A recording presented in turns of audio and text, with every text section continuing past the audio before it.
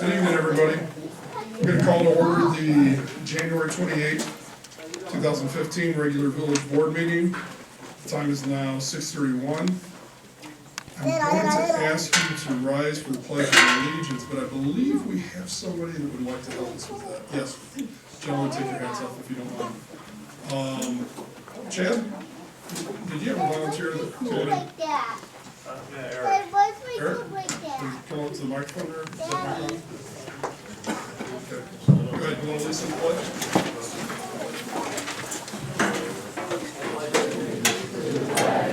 United States of America, and to the republic for which it stands, one nation, under God, indivisible, with liberty and justice for all.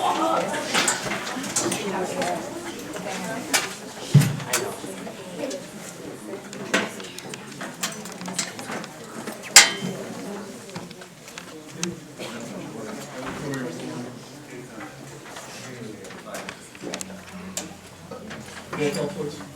Trustee Gonzalez. Here. Trustee Gray. Present. Trustee Holston. Yes. Trustee Horn. Here. And Racick. Present. And I've been asked, first of all, prior to here, do we have, Mr. Batista, do we have an invocation? Right, I've been asked to go ahead and move the item H2 to the beginning of the meeting, just to facilitate, everybody, go ahead. If that's okay with the board, we'll go ahead and move on to item H2. Mr. Dresback, do you want to? I got it. You got it? Okay. This is a resolution of recognition for the Monee Mavericks football, specifically in regards to the 11U team accomplishments, but I also want to acknowledge the fact that we're really proud of all the Mavericks. Again, the second year in a row that they won their local Super Bowl championship as well, so that's phenomenal. Mr. Gachesky's got a resolution he's going to read, and then the board's going to vote on it. Thank you, Your Honor. This resolution, whereas the Monee Maverick football team consists of local lightweight and junior varsity teams, thereby forming the 11 and under team. Whereas recently the Maverick team was asked to compete in a tournament known as the Battle of Spartan Nation in Lansing, Michigan. Whereas the Maverick team was crowned the champion in the tournament. Whereas as a result of their excellent play in Michigan, the Mavericks were honored to compete in another national tournament known as the FCS National Champions Tournament in Dallas, Texas. Whereas through the hard work of the Mavericks team and with the encouragement of the coaches and parents, the Mavericks placed second and made the village of Monee and its residents proud of their accomplishments. Whereas Tyrone Turner exhibited such skill that he was named to the NSR All-American team. Whereas these young athletes possess skill, discipline, and ability which will help them in their future endeavors. Whereas the Village of Monee officials are proud to see their name in such a nationwide contest. Whereas Mayor Farquhar and the Village Board of Trustees also recognize the hard work and dedication of all the coaches and parents, and we applaud your efforts. Now therefore be resolved that Mayor Farquhar and the Board of Trustees hereby duly applaud the accomplishments of the Monee Maverick football team for its outstanding play throughout the season, and especially on a nationwide basis. Be it further resolved that the village officials wish to extend our congratulations to the team's coaches and parents of each and every player on this outstanding team. Be it further resolved that the elected officials of Monee wish continued success to the Maverick football team, both on and off the field. Approved and adopted this day of January 28, 2015. I want to take a motion to approve that. Second. Okay, Gonzalez and Racick. Roll call, please. That's resolution 2015-1. Trustee Gray. Yes. Horn. Yes. Pop. Yes. Racick. Yes. And Gonzalez. Yes. All right. Team, congratulations. Thank you very much.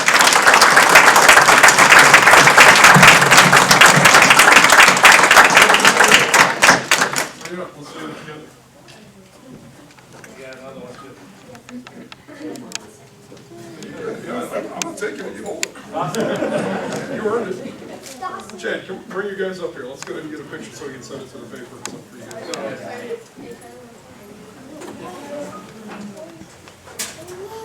Trustees, go back.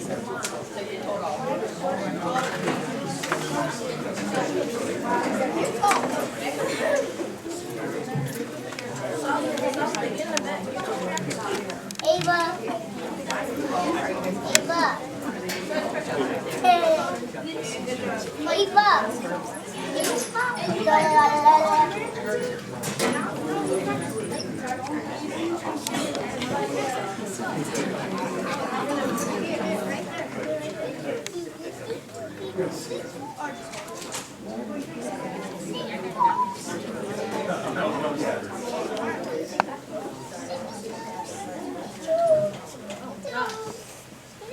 I'm gonna move up. Oh, I guess it's. Sheila can't hear it. I know.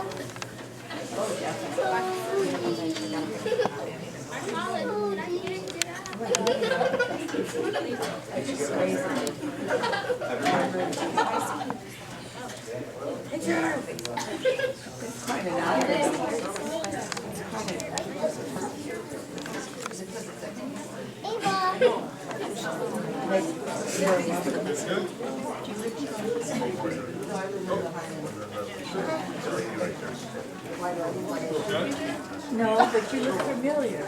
All right, guys. I'm on the other side. Trustees, It's gonna make let's shake these guys' hands individually. Everyone. Hey guys, first, you know, the village, and all these trustees and thank you, because they did donate.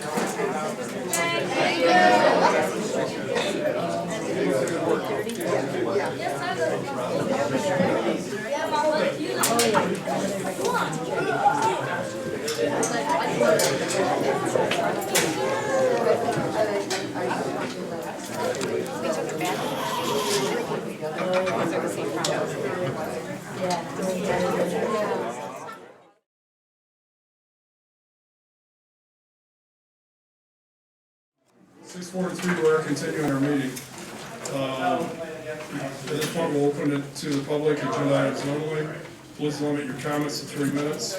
Come to the podium and give your name and address, please. Oh, so you're saying here? Okay. No takers, move on to the consent agenda. I'll entertain a motion to approve the consent agenda. I'll second. Bob and Raisik. Roll call, please. Trustee Moore? Yes. Pop? Yes. Grayson? Yes. Gonzalez? Yes. And Gray? Yes. Okay. Clerk's report. Your Honor, the trustees have in their packet and available to residents that University Park is sponsoring an expungement workshop this coming Saturday for 4 hours. You gotta be careful what you shred.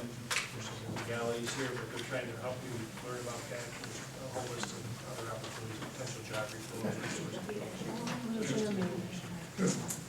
I'm sorry, you can't hear you. Could you move the microphone closer to yours? Some of the, is that? No, I don't turn around. Right.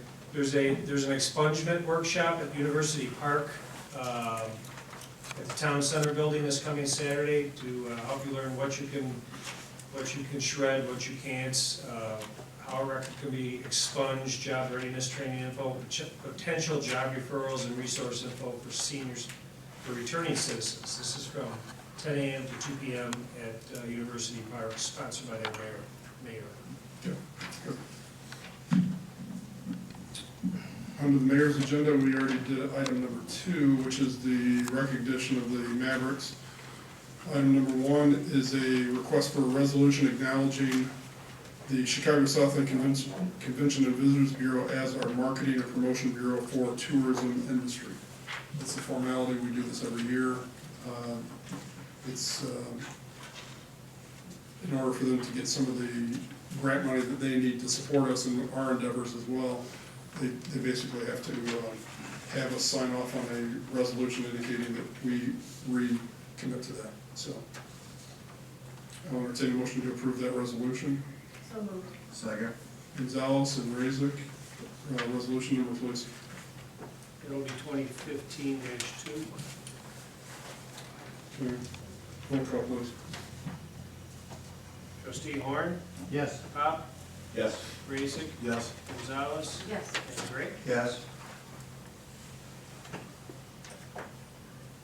Okay, administrator's report. Thank you, Mr. Mayor. Just one item. It's an invoice, it's in your packet for WPAL, invoice for the 2015-2016 budgeted year. It's an increase, they're asking for $3,500. Just to remind the board that there was an agreement in place, I believe it was 2012, that the price would be $2,000. I believe in October of 2013, it was brought before the board at that time, an increase to $3,000. I believe the board approved that, but now we've got another $500 increase. I did speak with Mr. Margraf about the increase, and he relayed to me that there's been a cost increase for equipment and just for additional man hours that have been put into projects to add on the Facebook page for the village, advertise the events, and just would ask the village to consider this increase. And he would also like to purchase some additional equipment for sound and added cameras for the viewing for the audience. So with that, I know I've got approval for the expenditure, but I guess I would ask for a discussion and some direction on this invoice. Did you get any notification from him prior to receiving his invoice? I did not. All I received was this invoice and made the phone call. And Mr. Dresback in the back, you are a volunteer, you are not getting reimbursed by WPAL at all? That's true. I'm not. My question would be, I know they do multiple municipalities. Are they asking for this amount from all of them? Yes, Same. this is, yes, a uniform request. And I did speak with the other villages as well. I spoke with Beecher and Peatone. Beecher is inclined to pay the additional upgrade increase. Peatone has not had discussion on this as of yet. Do you know if he's, increasing his camera capability is going to be distributed between the villages, or is he hoping to get another village included, or what's his thinking? At this point, not to add another village to this. There would be equipment. If I understand correctly, what happens is we have a franchise agreement with Comcast, and I'm not sure how far back it dates that this has been managed through the Peatone Access League or whatever it was called back in the day. But it applies to the villages of Monee, Peatone, and Beecher, and includes the townships of Washington, Will, Peatone, Green Garden, and Monee Townships. Monee Township, every aspect of it except the part that's in University Park, because they have their own television station there, and I don't remember what their budget was, but it's probably in the tune of about $100,000 a year or something like that for their budget. I would guess on the light side, unfortunately. And a couple things that I know Mr. Bautista and I talked about when he had this. The members of the board that were on, was it 2012, there was a intergovernmental agreement that was entered into between the three villages. And I think at that time it was addressed, but it was not incorporated, and that the townships, who are also beneficiaries, because there's only 5 townships, frankly, that are also involved broadcasting and benefiting from the services of this, should probably have also been a part of that agreement. But because the franchise agreements don't typically ride with the township, but the municipality, that might have been the rationale, I'm not sure. I would hope that the townships would also be inclined to contribute, because this serves not just our village residents, but also the unincorporated areas. I would hope they would include that. One of the concerns that I had, I know that since we've had the Monee Alliance of Churches that have all been working together and such. WPAL has had a history of broadcasting any of the church services for any of the churches within its footprint. I would hope that they would be like we are and take to the attitude that if it's got a Monee address, that they're going to allow them to be a part of that as well. We don't want to get into a thing where you're gonna let one group participate and another group not. And from what I understand, there's at least one church that has been restricted, not been able to broadcast their services. I would ask the board to consider the relevance of whatever decision they make regarding the financial aspect of it, that we also make sure that they adhere to a policy of fairness, so that we're not liable because we're subsidizing it. That's all I'd ask. So regardless of what you guys decide on finance levels, whether the 2,000 is by the intergovernmental agreement, or if you go forward, I still would like that kind of as a stipulation personally. Do you remember in the IGA itself, if it's stipulated 2,000, does that need to be amended for these new costs? I don't, Mr. Batista, do you know if it stipulated a minimum of 2,000 or did it just state 2,000 period? I believe it was just 2,000 period. Right. Okay, and I know that Mr. Dresback was appointed to be our liaison as required by the intergovernmental agreement. We're the only village that I know of that actually created the liaison, position. I'm not real sure how receptive the leadership of WPAO was to that. And I see a little bit of head shaking. That is a process and policy, and whether I was in agreement with it or not, it's still the policy we have to adhere to. So there's a number of things when we ask for requests for an increase or whatever like that, it probably needs to go through that process of contacting the liaison and all that. But since it's here, since we have board participation at this point, do you want to give the administrator some consensus, either to frankly approve it as is, and say we can do that as a first option, or if you want to table it for further review of additional information, or simply go to the 2,000. So we have three options. I just want to say that being here for 3.5 years, we've been at 2,000. We've always coincided with Beecher and Piatone, and that the 2,000 has always been where we're at. I understand that times have changed, but they've every year said that we need new cameras, we need new video. And personally, I don't like the, I know that it's all volunteers. I know, Syd, that this is your first time here, so there's nothing against you. We had somebody here previously who walked out the door and said, we're a bunch of clowns, that this is embarrassing. And if I was WPAL, I wouldn't want to hear that. Every year we go through this, and I know that in the past, there's been a lot of, how do you want to say it, they ran out of tape, again, it could be cameras, it could be, certain technology issues. In my opinion, this is a pretty big jump. I don't recall going to 3,000 last year.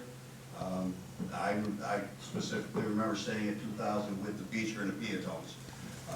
And again, as far as the township's mayor, we were never, you and I have been here, we were never privy to that. It was always Beecher, Piatone, Monee. So that's something to consider. Again, going to you, Ruben, they basically said here, we're looking for $3,500. Okay, where do you justify the jump? More discussion? I think I'd like to table it too with Mr. Gray's statement that we don't have an answer on what we were paying.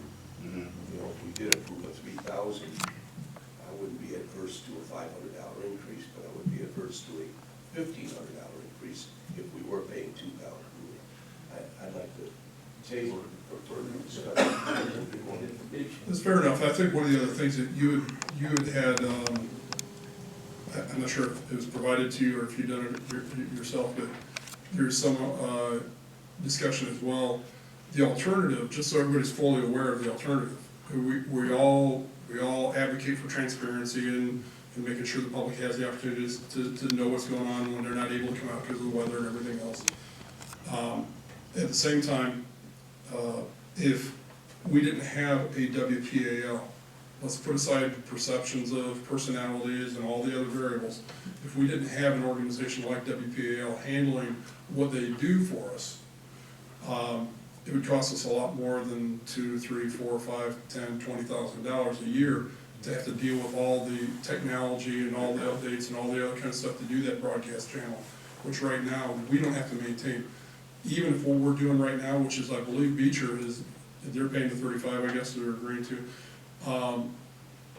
They, if I understand correctly, a volunteer, be it the police chief or whoever else, starts the camera at the beginning of the meeting, they leave it unattended until the end of the meeting, they turn it off. The chip at the end of the meeting, they either bring to WPL, or in our case, we upload it to them. So even if we don't have somebody who's gracious enough as Mr. Dresback has to volunteer tonight, all that being said, that's the simple part. The acquisition of that footage is the easiest part. The hardest part would be having to orchestrate all the back-end stuff to deal with the broadcast equipment to make all that work. And I'm not sure, but I believe that's what Mr. Margraf is actually requesting, is the additional costs associated with that, not so much what we would be using here, which is a basic, Best Buy camera or some sort, So, but Trustee Pop recommended we table this. I'd like to get a little more information, see what we were paying. Okay, fair enough. Almost double seems like a lot. I understand the problems, I'd just like to talk about them more. So what kind of information would you like Mr. Batiste to acquire in order to bring back to What we are paying now. what we currently are paying? Okay, I can tell you, the last bill we paid, and we pulled it up today, it was $2,000. The invoice for 2014-15 is due January. And so this $3,500 will then be for 2015-2016. So we are paying So, 2,000. so this is, in our, yeah, so this is for 15-16. this is anticipating our It's budget. anticipating it's for us to now, so we can make the adjustments for the line item when we do our budget. So we did look up what was budgeted for WPAL, and it was $3,000. I remember, It was trustee Olson, I believe. no, I think it was Jim, actually, that you brought it up, and because Mr. Margraf came, no, Mrs. Margraf came and asked for the increase, and you made it, I remember it, sorry. Wow. 73 must kick it. All right, so, And then we will get that. so what this is not a request for, is this an invoice request for payment, or is this merely a request to? It's a request for 2015-2016. So when we're doing our budget for the coming year, is what this is requested pertaining to. And, if he would simply just give us in writing what he intends to do, with the extra. Or not just the extra, but in general. I don't know, but Yeah, I mean, what services are covered in that $3,500? I believe, and not to split hairs on it, I believe part of the agreement was, Bill, I think you remember as well, there's some question as to, are we merely paying for contracted services? Because at one point, I know there's questions like, can we see their budget? Can we see all that other kind of stuff like that? And if they're a regular vendor, you don't get to see your vendor budgets. That's unacceptable. So the question we have to ask ourselves, regardless of what the board decides on by agreement, is what is this outsourced service worth to the village? That's really what we have to ask ourselves. Regardless of what we think he's gonna do or not do with that, that's kind of, and I'm not saying we don't find out that information, but he might have the attitude that either you want the service or you're not. If not, do it yourself. And that's what's a consideration. So, so per trustee Pop's request for a motion to table, do I hear a second for a motion to table? Second. Trustee Horn, any further discussion? Specifically giving the administrator direction, because I don't want him to just walk out of here and go, what did they want me to do? What's that all about? So I get one last question, then maybe even for Daryl for tomorrow, then, if it appears that as a line item as contracted services in our budget, or where does it fall? It's under Comcast Channel 4. It falls under Comcast? It's on the front, it should be on the front page. No, 595. Okay, So do we have any further direction or discussion for But the just so I'm administrator? clear, you also want in writing what he's provided with these With that additional $3,500. 35. Okay. So basically, as a point of discussion for what he's providing in services to us, I think some of that's already stated in the contract, but if the contract terms need to change, that's fine. So you're requesting information specifically what is WPAL as a entity providing us for that price. Is that acceptable also, Mr. Bell? Absolutely. All right, roll call on the motion to table, please. Trustee Pop, Yes. Graysick, Yes. Gonzalez, Yes. Gray, Yes. and Horn. Yes. Okay. Anything else, Mr. Bautista? That's all I have. Thank you. Okay, thank you.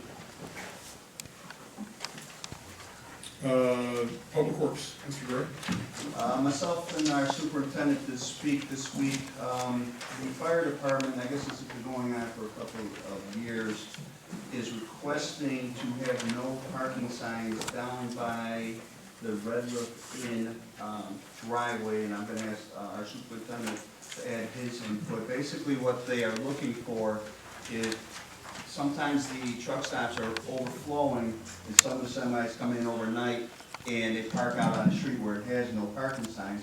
God forbid, something happens by the Red Roof or something down in that area, the emergency vehicles have to get there. There is somewhat of blockage because of the semi-trucks. That's kind of the Okay. ballpark of it. Now, we're towards our superintendent to I have one give the question. specifics. One question, if I may.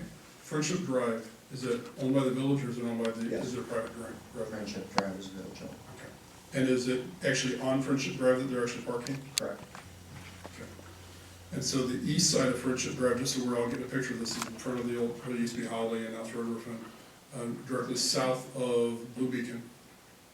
There's the empty parcel, there's Friendship Drive, and there's Red Roof Inn.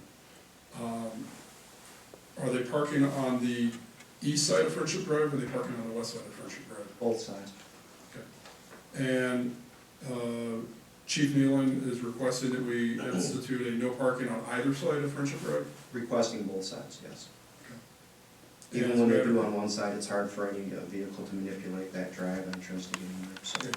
Okay. And in the past, has there been efforts to rope it off or anything else? It wouldn't do any good, we couldn't enforce any parking because there is no ordinance on it. Understood. And this is a matter of public safety is what it That's comes across as, yes. especially for our police, fire, whatever the case may be, and all that. Recommendation, Mr. Frizzell? I agree with the letter. I think it's a good scene to have that as a no parking, as trustee Gray had pointed out. Not so much when the truck stops are over full, but it's truck drivers staying at the Red Roof Inn that just want to get out of parking or paying a fee to park either at the truck stop, which I don't believe they charge a fee for that, but maybe across the street they do. I'm not exactly sure of the outline of the structure and the payment on that, but there is other viable places for these semi-trucks to park, other than the entrance on Friendship Drive over there. What is the, Chief, what is the current fee for a no parking violation? Okay.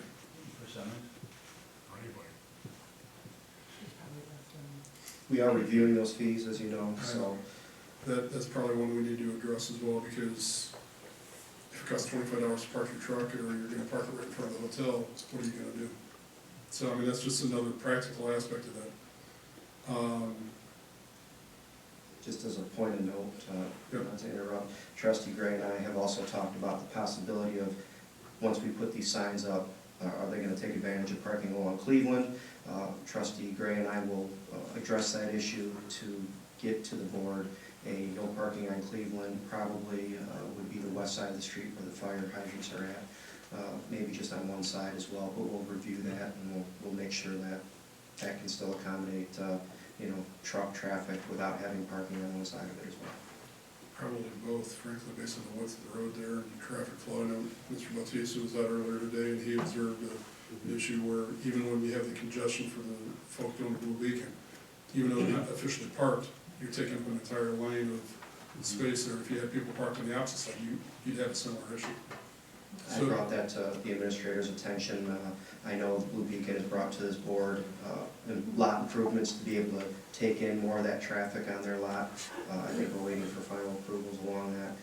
I think if they do that infrastructure improvement on their property, it'll help alleviate all that congestion out onto Cleveland towards Monee.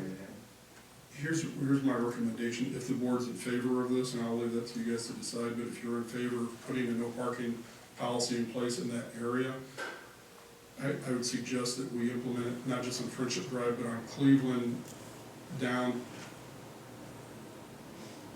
well, you impose it on Cleveland, but signage at the Public Works Superintendent's discretion. So if he doesn't feel that there's a need, he's not gonna spend the extra money on signage, but as soon as he has a need, if he sees the critical aspect of that, he has the ability then to go out and buy the signs and put them out. Because every time we do a new policy of some sort, we gotta spend hundreds of dollars on signs, and I'm trying to avoid that if at all possible, but if we implement it by ordinance, he doesn't have to come back and revisit it to the board. So I would say everything south of Manhattan Road on Cleveland, frankly, there's no reason why people should be parking on Cleveland even further south towards the northern builders, because you got hydrants and everything else out in that area as well. So if the board's approval, we would implement a no parking on Friendship or Cleveland. But if that's, How about, on Friendship with determination in Cleveland? well, you can do it and then just at the discretion of the superintendent as to whether or not they feel the need to enforce that, just like police. So I'll follow the policy manuals if you'd like. I'll get with our chief of police here to make sure on an enforcement end what needs to be posted so that it still has some teeth to be able to enforce, and then we'll go from there. If I may ask. yes, It should be on the books for Cleveland and Friendship, and then that way at least if you determine it, the sign should be posted and Understood. determined then. That's why we could never enforce it on Friendship. So if you're, we had talked about adding Cleveland as another viable option, so you Good didn't point. want to detour, but it has to be specifically stated if it's not going to be parking on Cleveland in order for it to be enforceable through the. and with any realignment of Cleveland and everything else, you're just opening a whole can of worms that you don't want to deal with, so it makes like even more sense to. Like, superintendent said, if we get, and yourself here, we put it on the books, and, him and I go out and look at it and say, hey, you know what, yeah, this needs to be done. We don't have to come back and say, hey, can we go ahead and do this again? Fine. We'll have the signs, So I'm sure there'll be a place. I'll entertain a motion to approve that recommendation of, yes, go ahead. I'm looking at the picture and I see trucks 90 degrees different. Is that all Friendship Drive, that old turn? Friendship Drive does come in according to the plat. It goes straight, but we have easement rights between there. So this entrance right here, the 90 where you see this truck over here, Yeah, the back line, the tree you're talking? yeah, is part of the entrance going into the Red Roof Inn, what is known now as the Red Roof Inn. So we want to make sure we enforce the no parking along this edge at both sides. And then we are going to talk to Red Roof Inn to make sure that they will allow us or enforce that parking at that entrance as well. Do we need, I'm sorry, so- orders drawn up? Yes, ma'am. So this is contingent on an actual written ordinance? Yes, sir. What you just indicated there, and I need clarification on this from our council, when you have an approach, I guess is what you refer to it as, where the driveway comes off the street, is there anything, because it's on our easement, technically, when you have an approach like that, how do you clarify to make sure that somebody doesn't say, well, I'm just gonna park on the approach of the entrance of The apex? is that, okay, so you may wanna, if it's all right with you guys, can we incorporate that wording specifically in there as well, so that that's addressed, because you don't want, because that's the bottleneck, if you bring a fire truck or something else in there, that's where you're gonna have the issues at. So I wonder if you can just make sure it's somewhere. So do we take a vote now, or just direction to the attorney to bring it back for the next meeting? I guess that would. I'm asking council, I'm not even Oh, sure. I'm sorry, as long as there's a consensus to authorize myself to draft it, I'll bring it to the board for the next board meeting. February. Is that okay? whatever, February something. Yeah, whatever, before me in February. Okay, so, I'm not sure, we did take a vote on that. We didn't do anything, We got a, so, can I get a consensus from y'all, or, Yeah, we need, this is consensus, so our attorney can fine, drop the ordinance. so this is a roll call on the consensus, if you will. Trustee Racick, Yes. Gonzalez, Yes. Gray, Yes. Horn, Yes. Pop, Yes. Okay, thank you. Will we be amending our no parking ordinance? Or will we be drafting a new one? Draft a new one to identify the spots that the mayor and yourself are talking about. Just making sure. Thank you. And the fee, and that would be tied to the other stuff we talked about. Yes, sir. Okay. Parks and Recreation, trustee Gonzalez. Thank you, Mayor. Just a couple things this week. Mary Jo wanted me to bring up, Living Creek Church is gonna celebrate their grand opening, Saturday, February 7th, from 10 to noon, with a ribbon cutting ceremony at 10 a.m. at 4820 Court Street. And also, to let everybody know, we're working on a village-wide newsletter again, and we're wanting residents, if they have pictures that they'd like to submit, taken in the village or at village events, to submit for the front covers of the newsletters. And celebration news, if somebody is celebrating a birthday, like 90-plus years, or 50th anniversary, or new babies in town, or military is being deployed or coming home, they can submit those kind of news articles to Mary Jo here at the Village Hall. And M. Vincent, right? M. Vincent at villageofmonee.org. Thank you. Finance, trustee Horn. Yeah, we have a few things to point out.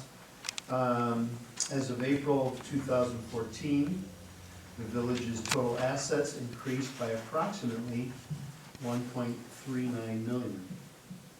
So I think that's good. Long-term debt of the village has decreased by 0.62 million during the fiscal year as a result of the village making principal payments and entering into a capital lease obligation. And then village infrastructure and value has decreased. So what that means is the value of our roads and bridges and so forth has decreased, primarily because we have not been making the needed repairs and upgrades on those in the last about 10 years really. So that is changing because we have approved plans for roads to be improved starting this summer. So that should help us in the value of our village, increasing the value of our village and bond rating and so forth. General fund is performing within budget, and most all funds are performing within budgeted amounts. Thank you. And that's the end of my report. Trustee Olson is away on business. Building services and code enforcement, trustee Bob. Yes, happy to say we got a number of projects going on. The gentleman that owns, Jim LaBelle, that owns Mitsubishi, is putting in a Indian motorcycle building. It's just south of his establishment. If you know where Malone's Auto is, it's right next to them, but it's a beige building. He's converting it into a motorcycle sales place. So that permit has been a temporary permit as of right now, so they can start it. It expires 2/21 until they get some other things answered that they want answered. Then a Flanagan State Bank is coming in. Their permit has been issued already. They'll be at 5701 Monee, Manhattan, site number 113. So we got them coming in. Just to clarify, trustee Bob, that's immediately to the left of State Farm. Right. So everybody, it's, where's that at? Then we have Advanced Auto Parts coming in the same area. Right. They're waiting for fire safety approval. That's build out that's happening. And there's an Asian massage going in at 5601 Manhattan, Monee Road. Waiting for fire department approval. I thought they were better than me. And, Will County Health Department is also 5601 Manhattan, Monee. It's, they're working on that now near the bank. And Monee Heating and Air at 5357 Court Street. Their final has not been approved yet. Their final building, mechanical, and, oh, I'm sorry, the mechanical is approved. The electrical is not, and the final plumbing has been approved. And I know I believe the fire department was just over there with some things that need to be done also. Then there's a possible future interest in building duplexes in Derby Meadows subdivision. That's just under consideration right now. End of report. Okay. And I might say we've got the two best looking heating cooling businesses in the area in our town. Thanks, Jay. Yeah, well, I saw you sitting back there, Jeff, I didn't, Anyhow, thank you, trustee Powell. Public safety and police? Yeah, Trustee Rizzo? Yep. On March 7th at 2 p.m., the Monee Police Department is going to partake in the Polar Plunge for Special Olympics Illinois again. And if you Google Mantino Polar Plunge, you can look up the Monee Blue Men and support the whole team or your favorite Monee police officer by making a donation. That's me, of course. And then I'd love to be there with you, but I'm having a baby. Well, sort of. that's all for police. And for EMA, I have a few things to report. Monee EMA team has now 12 members. Earlier this month was voted into the Will County EMA Mutual Aid Association. They recently added a 2015 Ford Expedition to the fleet, bringing the total squad car count up to 5 vehicles. The Monee EMA team will be hosting a search and rescue class presented by Will County EMA on February 5th, Thursday, 6 p.m. to 8 p.m. at Fireman's Park Building. If anyone's interested, they may attend. January 10th and 17th. On January 10th and 17th, the IMA hosted a 20-hour certification to the Community Emergency Response Team class, and had 22 students attend and graduate, bringing the total number of 4 to 45 people trained in the Monee CERT program. And then on last Thursday, January 22nd, EMA was hosting a training at Core Street Will Center if anybody got caught up in that traffic jam. And then I would like to delete the attention to the EMA officers, so we can explain a little bit more on that. Sure. So everybody understands there's a distinction between the EMA team, Emergency Management Agency team, and the CERT team. The EMA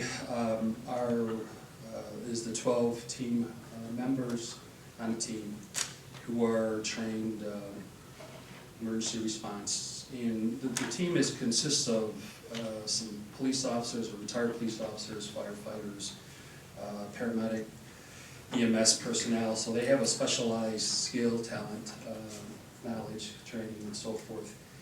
And CERT is a FEMA program that's been launched nationwide over the last approximately 10 years or so. It's a community response to a disaster.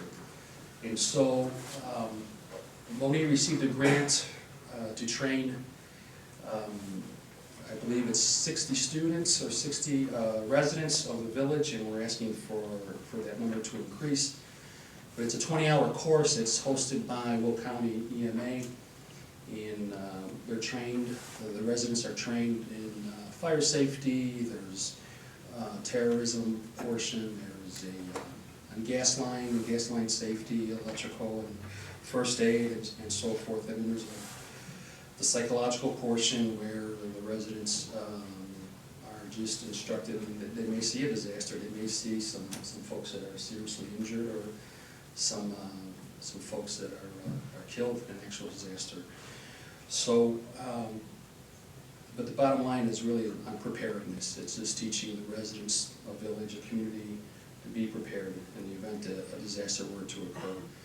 So as of today's date, we've got about 45 folks that have gone through this program and have asked to be members that participate and will help the village in a time of crisis or need.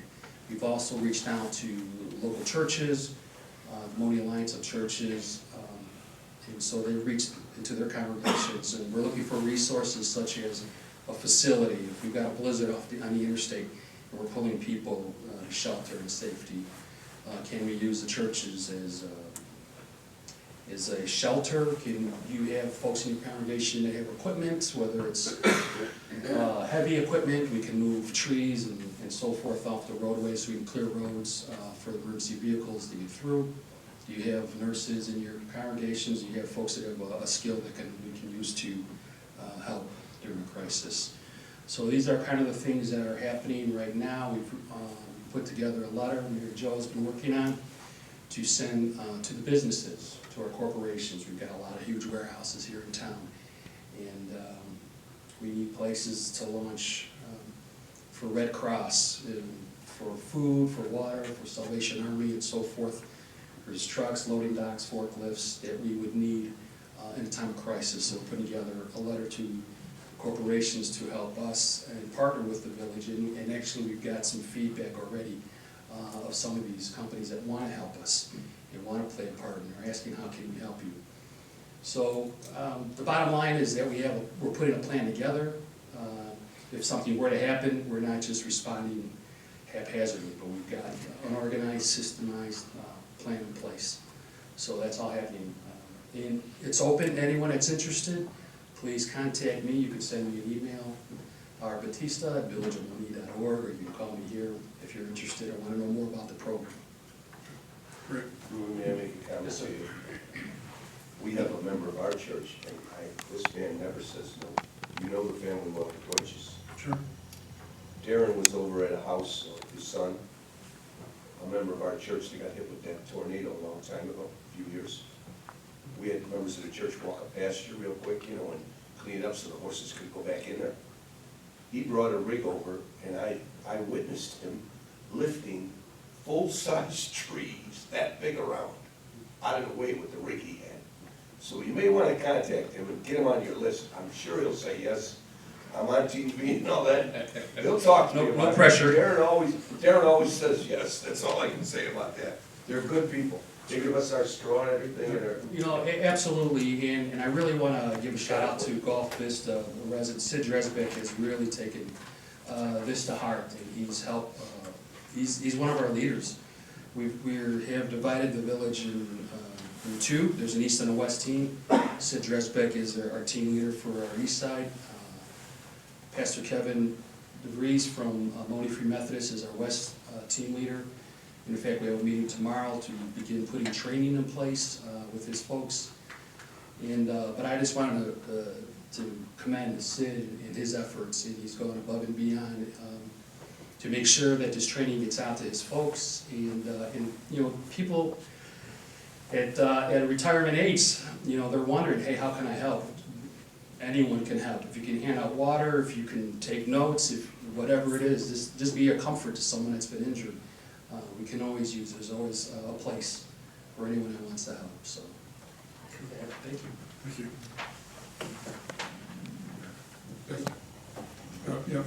Chief. I just wanted to mention that there's an ongoing scam that people may or may not have heard about.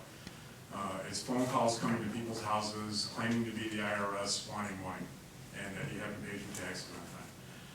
Everybody should know that if you haven't paid your taxes, the IRS is going to send you a letter, and they're going to ask you for an audit, and they're not going to worry about calling you on the phone. They will just simply seize your assets. So if you get that call, take the number down if it's possible. Tell them that if you want me to pay the taxes, that you say, oh, send me a letter and I'll give it to my attorney. Call us. We'll try and do what we can, but do not give somebody a credit card number over the phone if they say they're from the IRS, because they're not. Thank you. I did have a question for either one, Chief or Anthony. Are we having a blood drive this year between did I see something on television about that? Mary Jo, do you know the date on that? Fire's having one. They Oh. penciled it in for February 28th, but it's not Not that I know of, it's not in concrete yet. Okay. Was that supposed to be a guns and hoses competition like it was a year ago, or? Not, they didn't mention it, they just mentioned it as, the fire department. Okay. But they were still working on it when they called, they just wanted to see about the use of the building. Okay. So they can still practice. Right. I'm sorry. Chief, may I just say, I know crime's been down, but I have to tell you that they're removing catalytic converters from cars. Tinley Park's transportation parking lot for the train, people are coming back and they don't have a catalytic converter. And we had a couple of them come in Mitsubishi that have been removed. I'm not saying in Monee, but I don't know how you watch under your car at night or whenever they do it. To get under a car and remove that is incredible, but they're doing it. Sure worth enough money apparently that they're taking off cars. Okay, thank you very much. Nothing further on that. We will go to the attorney's report. Thank you, Mayor. I have three action items. The first is we received a TIF payout request from BC Development. They're on Ridgeland Avenue. We signed an agreement with them back in, I think, 2004. They paid the 2013 taxes. The amount that they're entitled to is $103,766.06. Mr. Batista, do you want to address any of the conditions on BC Development?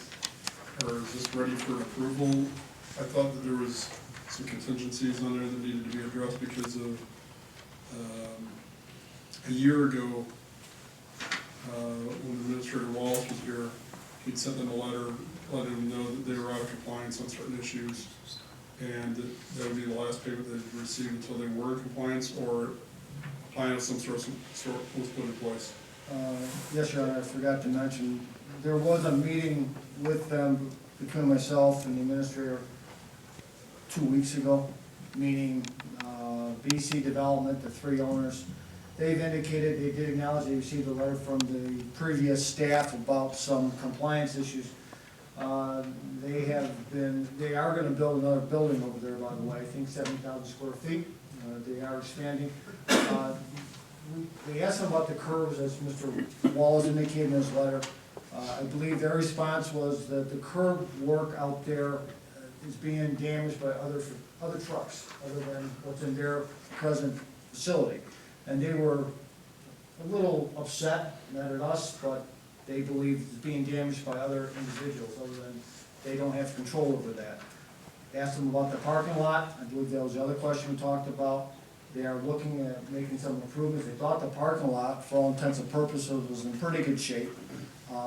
They did ask us for this consideration. They want to move along on this payment, and they did issue it or request it back in October.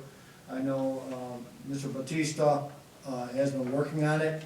They did ask us to tell the mayor and the board, though, they are planning to build another, I think, 70,000 square foot facility and hire another, hopefully 20 to 25 employees. But they felt that, for all intents and purposes, they were in compliance with as much as they could with the village code. We didn't see a letter. I mean, they did acknowledge receiving it, but I don't think we saw it in that meeting, so. All right, so I just to be consistent with what we said in the past, I appreciate the desire to move forward and facilitate new development and everything else. I think we all agree with that. But can they truly blame others for the fact that they never even put a top coat on the parking lot? That's something to take into account. I mean, it'd be like Eagle Fair's situation over there. So was there a timeline that they've given us before they're gonna put the top coat on? Yes, Mr. Mayor, they've been purchased by another company. And because of the construction that's gonna take place with this new facility behind the property, they said it wouldn't be prudent to redo the road that goes back to that because of all the truck traffic of the construction of this new building. They would just have to turn around and do it again. So they are addressing the other issues that we just discussed. They have a plan that will be in place to take care of the top coat in the front of the building, but the road that leads access back They said they would do it at the completion of that building, once it was in place. And the off-site storage would also all be moved to the back inside of this new building that they're proposing, and they're getting ready to submit an application for a building permit. So, just so that we're all on the same page, because we don't like to have open-ended allowances, did they give you any timeline when they expect that other building to be in place so they could finish the parking lot? Just so we know, because that's part of the contingency on our agreements, is compliance on the issues. If I may, Mayor, I believe they indicated, as Ruben indicated, was they're gonna apply for a special use permit. We haven't seen it yet, but from a time frame standpoint, the new building, they've been told us. So, at the board's discretion, pay it? So we're Make talking. it, right here, hold on, I want to give you three options here, just, I'll give you all options. Pay it as is, don't bat an eye, just get it done, if there's an agreement, but there's contingencies of things that may be out of alignment. Postpone paying it, or until those things are resolved completely. Or third option would be pay it with the notification that this will truly be the last time it came from staff, but if it comes from the board that says that they've got one more year to come into compliance regardless, or whatever the case may be, whatever terms that the board might determine on that, that's up to you guys. I'm just throwing out three options here for you, because they're requesting this, they're entitled to the funds, but they're also required to meet certain criteria.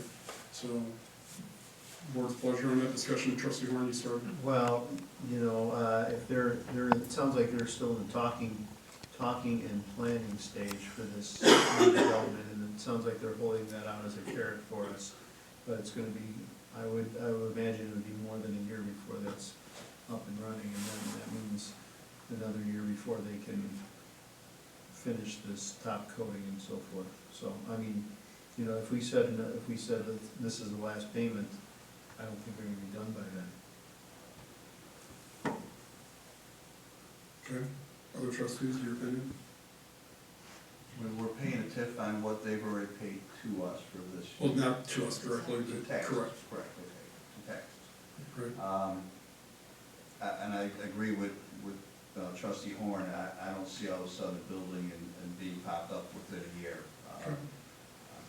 But I think that they've held their end of the bargain, we should hold ours, and let's see what happens next year. Hopefully they do expand it, and I agree with what they're saying, where we're not gonna put, we're gonna fix our parking lot for it to get torn up by trucks. Sure. And we all know that was originally, I'm not saying it's that bad, but we know what will happen. And I would tend to agree the same thing too, if they're agreeing to the other terms and do their present parking lot with a top coat, and then when that other building is finished, finish the road. Okay, so trustee Pop, your perspective on it? Have they been good stewards in, of our properties and everything? I mean, it seemed like, It's their property, so it's not really our. thing for them, and they seem to be going along with the program. Should we get something in writing saying that they will do the back road and that after this is all done? They're saying they will.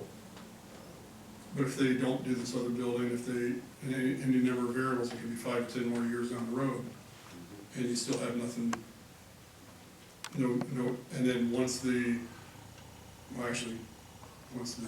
TIF district expires, then there's no latitude, no compulsion at all for them to come in compliance other than just code violations. So, trustee Razor, your perspective? I agree with Jim, get something in writing. The way we are now, maybe 5, 10 years, like you said. Well, we do have something in writing, it's called the TIF agreement. Well, and there again, it's up to us to enforce whether we pay them out when they're not in compliance on other issues or not. What we're not what I'm asking, what they're asking for is an extension on the criteria of code compliance in order to facilitate more development. I respect it, I get it. But there's gotta be a timeline of some sort probably, because a year ago they knew about this, and I know it takes time to develop, you know, the agreements and everything else for the, because at that time they weren't sure if or when they were gonna sell the business to this other international company. This letter is dated October 22, so, This conversation began in April, when I first spoke with them about the issues in April of 2014, right, it was the end of April. And at that time, I was told by one of the partners is that there were negotiations with the company, and that is why they had held off. At that time, they were hoping that they were on the right track to finalize this sale. And he had hoped at that time by October that it would be finalized, they would have sold the property, and then they can move forward with the parking lot. So he was hoping by October. So then again, October, communication again, still in a talking mode, but they were closer to it as of our last meeting. It sounded like they were just at the point of closing and a deal had taken place. And I believe with our discussion, they thought by the fall of 2015 is they were hoping then to have construction started.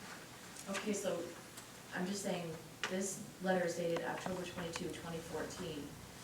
This is January 28th. I'm just wondering why we're seeing it now. Because there's been conversation back and forth before it was even able to be presented to the board.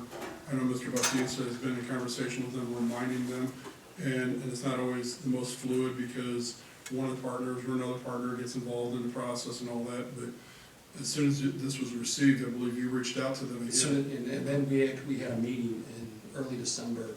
He came in and spoke with, I believe, you and I, one of the partners. And then communication continued, talk with their partners. They were still in the midst of closing with this buyer, and then the attorney and I met then just a few weeks ago, 2 weeks ago with them. So I mean, it's been ongoing, but a lot of it has just been the ball in their court, waiting for a response. What are you gonna do about this parking lot? What are you gonna do with these issues that we've addressed? So that brings us to today. And you're comfortable with the agreements that they've agreed to our conditions now? Yeah, I don't have a lot of history of prior issues. I do know that there have been problems. I know that there have been semis to run over, I believe, a fire hydrant that has knocked over their signs that have nothing to do with any vehicles. They've made complaints to the village. I know the police department has gone out there and has sat there waiting to deal with these drivers. And it typically has been drivers who are lost, their GPS is off, they're looking for their location, and they just take that turn short and they're running over the property. So that's been part of the problem. Hold on a second, Larry, go Yeah, ahead. may I add one thing, ma'am? And myself and Mr. Bautista, stressed the point that there's been, these repairs have been not addressed for a while. Their position will probably be this, I dealt with them on previous occasions, 6, 7 years ago. Their position would be, the agreement, they fulfilled the terms of the agreement by signing that document back in 2004, and once we issued an occupancy permit, we said at that point in time, the building was in compliance. I think their position would be, if there's something that has to be done now, we should issue citations with respect to that. What I believe they're gonna say, I've dealt with them before, the agreement and the condition of property are probably two separate issues. That's what they're gonna come back with. I've heard this before with, 7 years ago, that, okay, once the agreement's done, we give an occupancy permit, we made payments for the last 10 years, if there's an issue with respect to the parking lot, or whatever the case may be, that's a separate issue. And we've heard, both myself and Mr. Bautista, about other concerns they had about other buildings down that road, but I've dealt with Ms. Zervos from BC Development, their counsel, and once you issue an agreement, once they sign the agreement, we've issued checks for 10 years, they'll probably say the agreement's one issue, the condition of property is another issue, just to let the board know. I guess I'd like to make the motion that we pay this payout, and then as we revisit it next year, we'll look at the progress of their construction and their efforts to improve the property. Do I hear a second? I would second Trustee Park? Okay. Roll call, please. Trustee Gonzalez, Yes. Gray, Yes. Horn, Yes. Pop, that. Yes. and Raisik. Yes. Thank you. Thank you, Mayor. We received another payout request from Bailey Ridge. This was 2 weeks ago. The amount would be, and they paid taxes pursuant to our agreement for 2013. The amount due them would be $607,875.43. This is not a general obligation of the village, this is strictly from their real estate taxes. Their total tax bill was $675,000 and, I'm sorry, $675,417.14. Need a motion to approve that? I entertain a motion to approve that. Yes. So if their total taxes were $675, don't we, it's $228?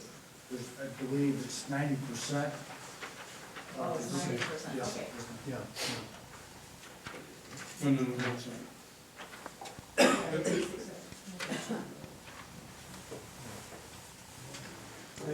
I'll move from, I just want to clarify something here. So the amount of payment requested sounds like? I'm sorry, 607,875.43. And we can have subject to verification by the auditor. I'm sorry, the auditor of the. Finance director? Yes. You made that motion? I made that motion, yeah. To pay this. Second. Okay, so Horn and Gonzalez. Roll call, please. Trustee Gray, Yes. Horn, Yes. Pop, Yes. Raisik, and Gonzalez. Yes. Thank you, Mayor. The next payout request is from JTR Heating and Air Conditioning. I believe the board has a packet in front of them. They have incurred, or will incur, I should say, several expenses spelled out in the letter dated January 23rd. Their total expenses, TIF eligible, is $84,920. They are seeking $50,952 from the village. This is a little deviation from our present agreement, but these are TIF eligible expenses. They're asking the board for the amount of $50,951, I believe it is, and they would be liable for the difference of $33,968. I'm sorry, $50,952.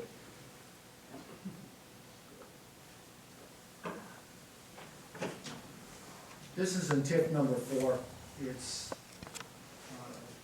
technically an advancement to them through JTR. It's done before in the past. We just have to verify when these expenses are actually incurred. We get receipts for it, and wish them nothing but the best in the future. Mr. Batista, have you had a chance to review the receipts for these? Yes, I have reviewed them. I spoke at length with Mr. Roop, who was here tonight. And we've gone over the expenses. We have some Vernon and Mass, who's presented the digital board as well on that package, so, yes. I'll make a motion to approve this. Second. Okay. Horn and Gray. Roll call, please. Trustee Horn, Yes. Pop, Yes. Raisik, Yes. Gonzalez, Yes. and Gray. Yes. Okay. Is there a second item on there as well, or is that an addendum, or is that? Yeah, that's it. Okay. Thank you, Mayor. One other item for discussion purposes. Metro Industrial Group, which I believe is on Cleveland Avenue. There's no action being taken tonight, but those 2 properties, I think Northern Builders was the initial developer, maybe 10 years ago. They sold those properties. So what they'll be asking the board permission is to assign the TIF note, which we've done before in the past, not tonight, but at the next board meeting, I'll have what they call a TIF assignment. All we're doing is acknowledging the new buyer. The payments would be going to the new buyer as opposed to present owner. Okay. They sold those properties. Now, Northern Builders, that's where Allied 2 was? further south in Cleveland. Yes, sir.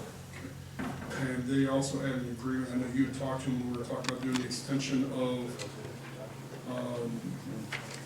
Cleveland down towards industrial, that they were, Northern Builders was okay with the terms of us perhaps doing the road ahead of time, but putting an impact on the other adjacent property for the difference against the TIF future payouts. We need to make sure that if we're going to deal with that, that carries over as part of their agreement for any transfer of note, that there's an expectation of previous verbal commitments from them would be solidified. Does that Northern have that last remaining? Yeah, they got Northern has the building where Allied was, and they have the empty land between there and Stormore, whatever it is down there. And that's where they were required by the agreement to extend the road, but we're trying to accelerate that process to inspire development. So we need to make sure that the new owners, as part of the contingency for reassigning that, will be agreeable to that as well. May I mention to it? Yeah, please. I'm sorry. I got, just for the board's information, it appears as though High Street, remember, that's. Yep. Okay, thanks. UTI or Michelin, whatever, right. Looks like they're gonna close on that property end of this month or early February, with the help of Ruben and Daryl. It looks as though the wire transfer, the funds are due us before the closing, so hopefully we'll have that money by the, probably end of this month or early February.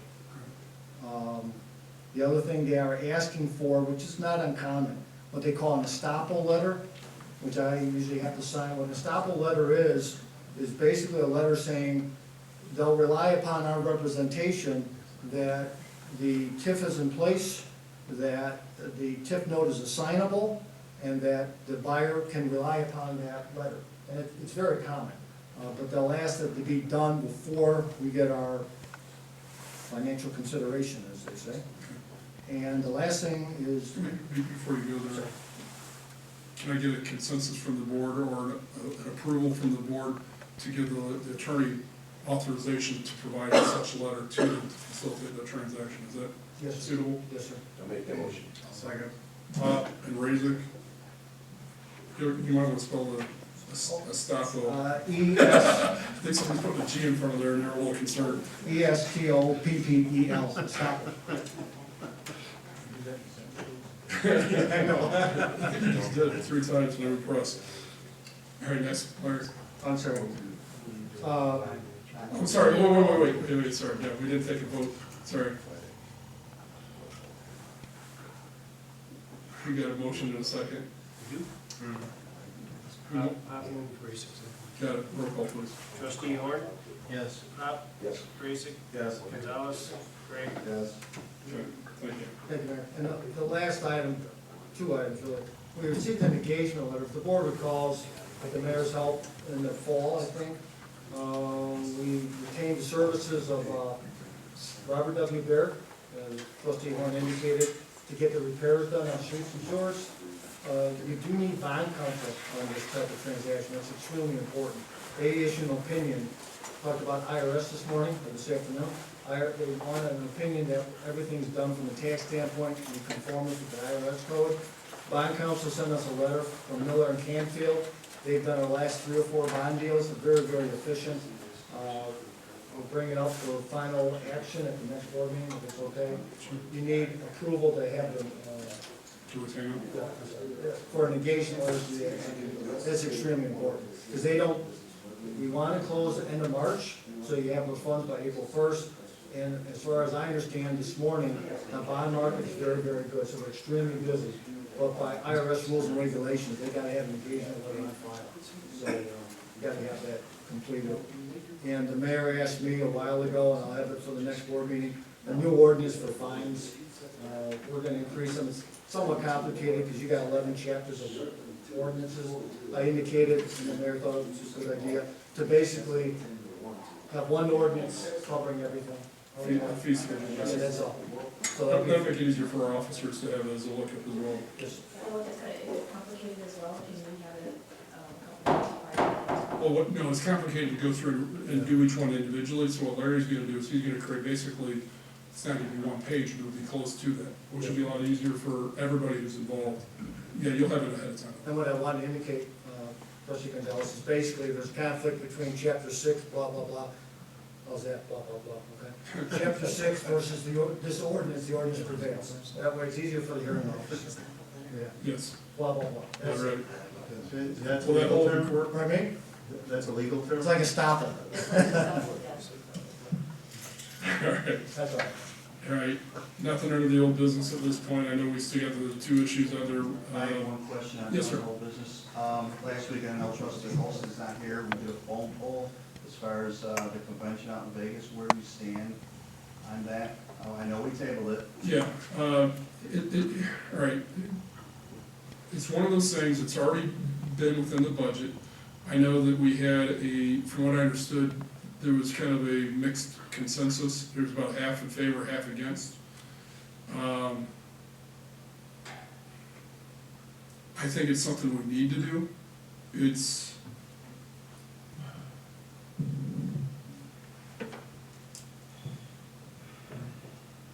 I'm torn because I don't want to be the deciding vote specifically, because I feel like it's something as a board, I need you guys to work out. And so even though I could cast the prevailing vote on that, I don't want to.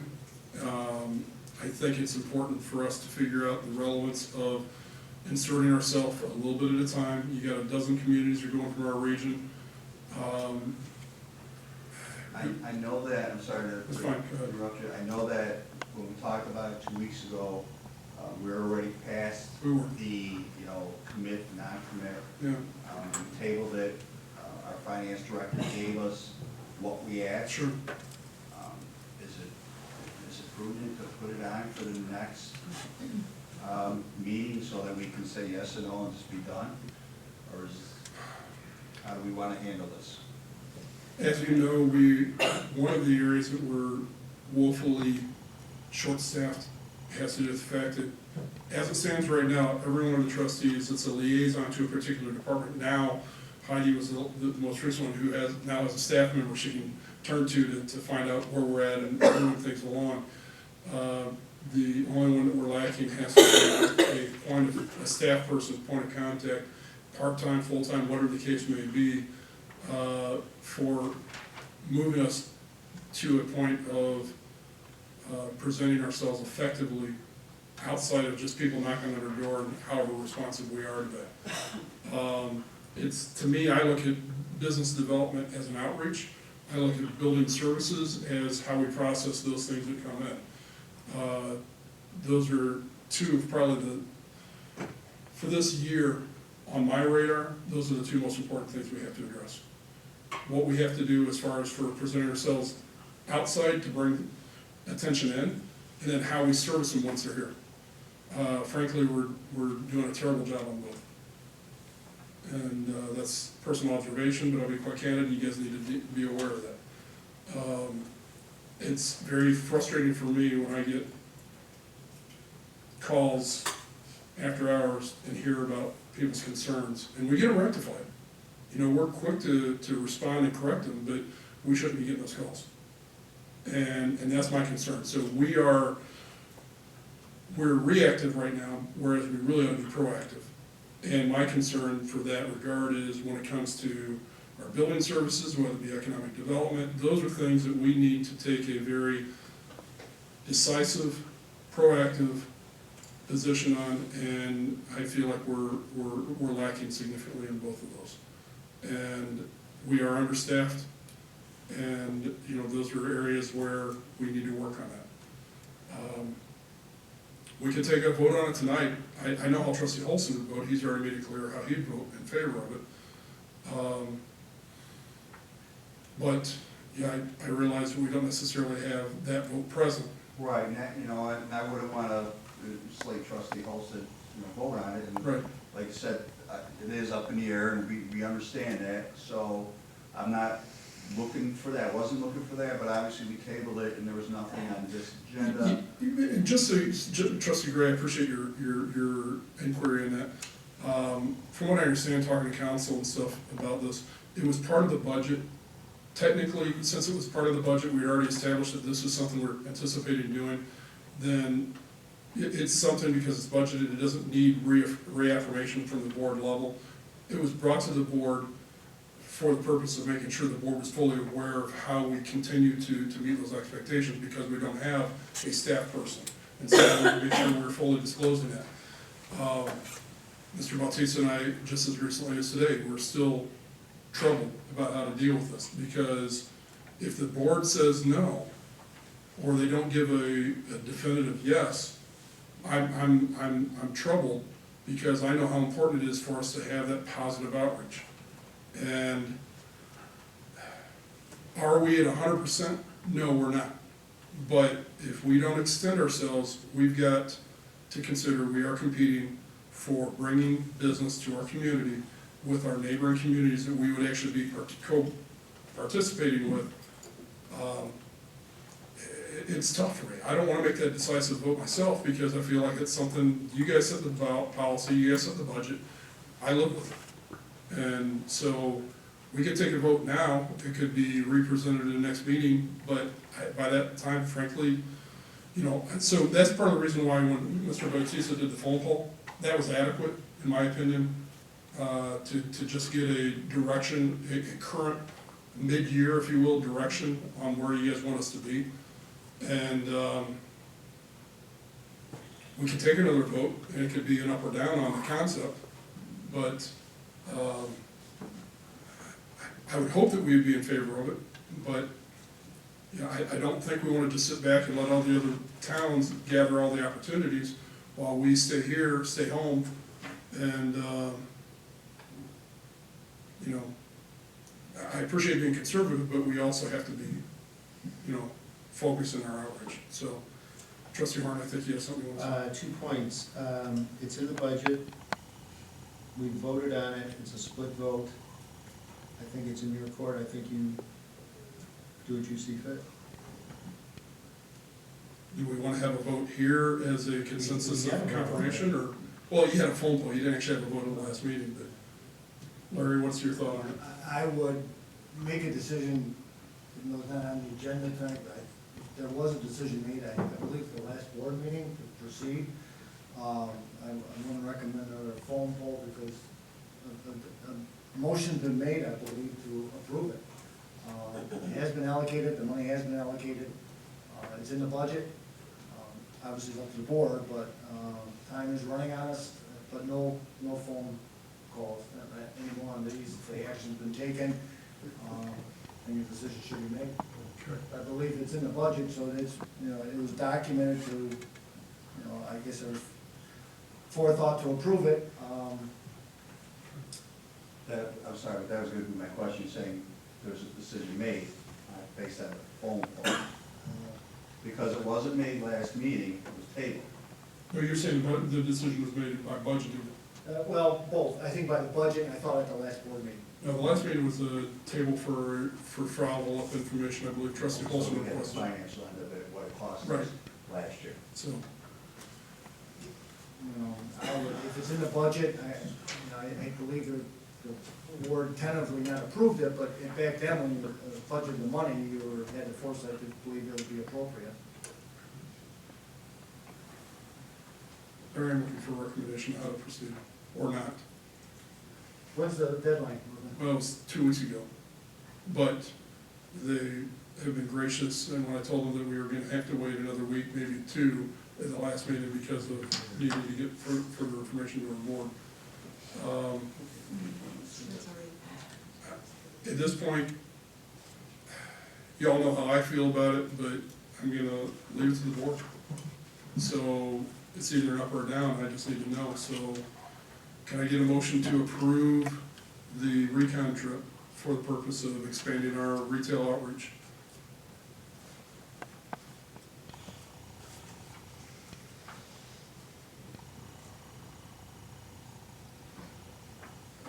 Do I hear a motion? I'll make that motion, everyone. Trustee Rizzo, can you make the motion? Discussion. Yes, sir. Remember, we're going there to draw business to the village. Correct. what's gonna be there that everybody in this town wants. Grocery store vendors. Can I also have a little bit of discussion too, Sure. judging by that very same thing, by your own words 2 minutes ago? Sure. You said we are being reactive and we are doing both inadequately. Correct. In my humble opinion, by doing this, we are being reactive. We are not ready to receive some of these things, to handle any inquisitions or whatever, developments coming in this way. We also have the opportunity to do a regional one, We did that last year.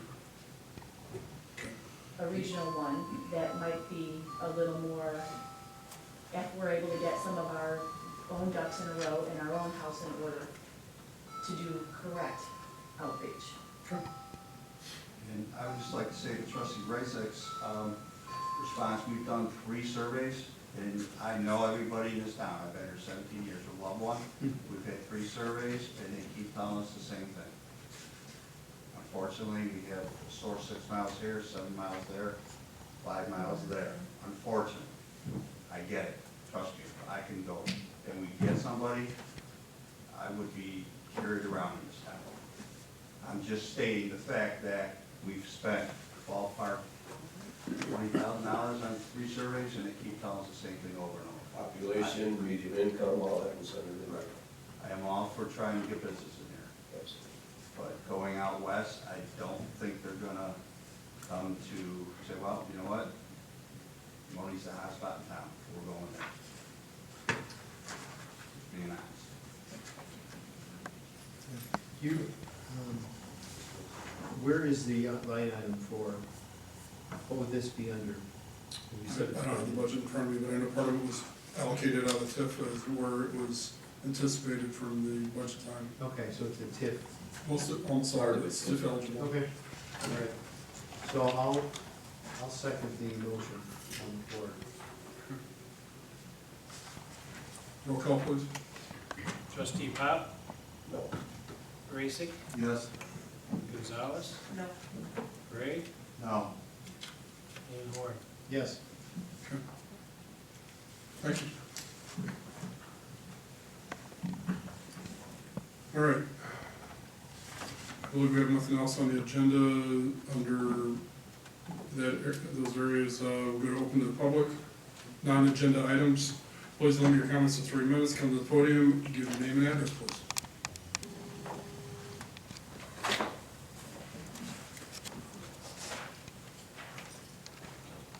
And before you tell me anything about who you are, you know what I love about people in our village? They all wear extra hats. Yes. Nor wears at least 2 or 3 hats that I know, so I'm just trying to guess when he's walking up here which one he's wearing tonight. Yeah, a bunch of them. North Snow, 25718 Shinnecock, over in Gulf Vista. I've been in meetings here, stuff on village treasurer and everything, and last year I looked at neighboring villages' treasurer's report. Their budget was 5 times ours. Their salaries, 35 times ours. Okay, that's a little bloated. I consider that. But anyway, I was just in a meeting with the auditors. We went through our final audit. The auditors say, we need more help here in the office. I know in the last year, the garbage, we changed garbage collectors, okay? They put out a letter, a lot of bad information in that letter. I'm in here trying to get stuff, do anything. And Michelle's on the phone with 500 phone calls. So is Daryl for garbage. At the same time, we went for a 2-year sticker. Nobody knew about it, okay? 500 phone calls in here. We got new taxes, 1% on liquor. Nobody knows about them, all right? You say, yeah, we have an open meeting. We gotta get the communication out to the village ahead of time. People don't mind, getting hit with a 2-year sticker. They come in, they gotta pay $100 instead of $50. But they don't know about it. We've gotta get the communication out to people. That's all I got to say. Thank you. Thank you, Norm. Yeah, just say, my response is, what about our website? What's going on? It's just a comment, I mean, before that was a big problem, I don't know if it still is, but, you know, just saying, that's one way of getting information out. I don't know how it's working, no clue. Okay. And will we be addressing any of these issues in our quarterly newsletter that we're gonna start putting out? Absolutely. We do a lot through social media, we do a lot on the web, but people still like to have something tangible that they can read, that's informative. You know, people that are coming into town, they stop in at the, either, frankly, if they stop at the hotels, or if they're stopping at the bank to, you know, whatever, a lot of times, you know, there's opportunities for us to have our newsletters in places like that, our local businesses. There's no reason why we shouldn't help get the word out about all that we do have to offer. And while I was kind of critical, if you will, about some of our current limitations, I don't see those as long-term. That's just a point of reckoning, so we know where we have to grow. We have room to grow in a lot of areas. Those just happen to be the two most obvious right now, and we're working on those. And you know, communication, Norm, I agree with you 100%. You know, but we got Mary Jo. Thank you very much for joining our staff. And that is one of the things she's going to be working on, and I'm thrilled. It's one of the things that a year ago, 2 years ago, almost, you know, that was one of our goals, but we have goals, and sometimes we have to balance our goals based on what we have available to work with. And now that we got better staff to work with and helping us achieve those goals, spot on. And so, thank you very much for your concerns and bringing it to our attention. Anybody else for opening to the public? Okay. I don't believe we have anything for executive session. No, sir. Okay. Nor any items regarding executive session. So at this point, the time is now 8:07. I'll entertain a motion to adjourn. I'll make that motion. Second. Raisik and Horn. Roll call, please. Trustee Raisik? Yes. Gray? Yes. Horn? Yes. Pop? Yes. Gonzalez? Yes. Okay. Thank you all very much.